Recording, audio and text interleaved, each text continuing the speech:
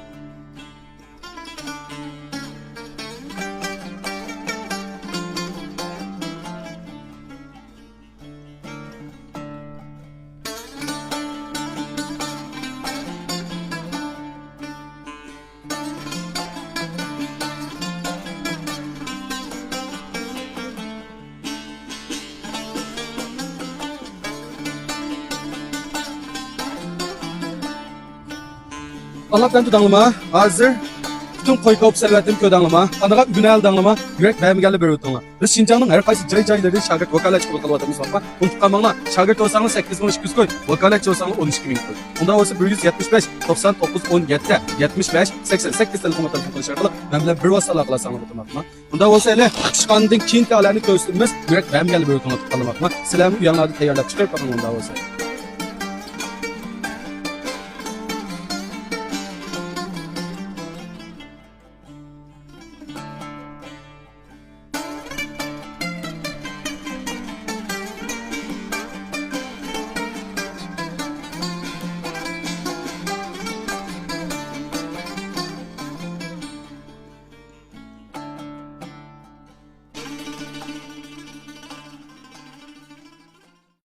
快手，拥抱每一种生活。